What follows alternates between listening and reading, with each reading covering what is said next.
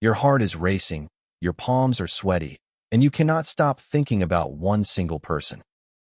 You feel like you are floating, a little obsessed, and maybe even a little bit crazy. We call it falling in love. But what on earth is actually happening to you? Because love can feel like pure magic, but the truth is, it is also pure chemistry. For centuries, we placed love inside the heart, but love does not really live there at all. Every flutter, every craving, and every sleepless night is being created inside your brain. To prove it, an anthropologist named Helen Fisher decided to do something rather bold. She found people who were madly, helplessly in love, and slid them into a brain scanner. Then she showed them a photo of the one they adored and watched their brain light up. And what lit up was not some soft, gentle, dreamy little glow. It was the brain's reward system, blazing with a powerful chemical called dopamine. Dopamine is the molecule of wanting, of craving, of needing more and more of something. It is the very same circuit that lights up for chocolate, for gambling, and even for cocaine. Which means that, in a real and measurable way, love is basically a kind of drug. That racing heart and those sweaty palms, that is a rush of adrenaline flooding your body.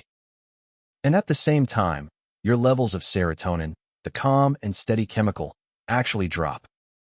That little dip is why you obsess, replaying their messages, unable to think of anyone else. Biologically, the early days of love look a lot like a strange and beautiful kind of madness.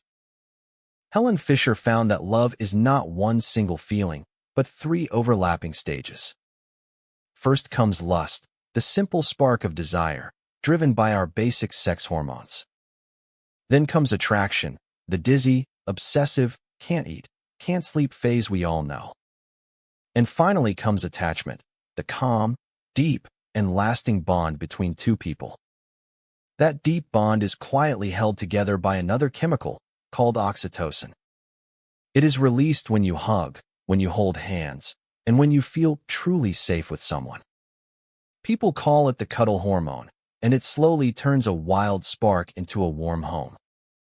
But here's the really big question. Why would evolution build all of this into us? And the answer is one of the most helpless newborns in the entire animal kingdom, ours. A human baby needs years and years of care to survive. One parent alone would truly struggle. So love evolved as nature's glue, bonding two people long enough to raise a child together.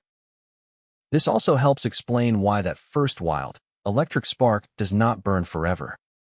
Your brain simply cannot stay on fire like that for years and years on end.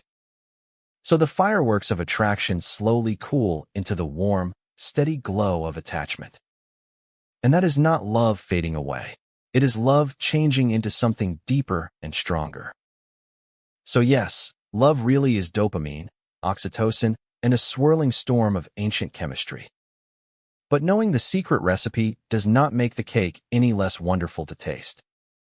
It is still the force that writes our songs, builds our families, and gives our lives meaning. So tell me, what does love actually mean to you? I would love to read it in the comments. And if this made you feel something, please subscribe to Sketch Science and keep wondering.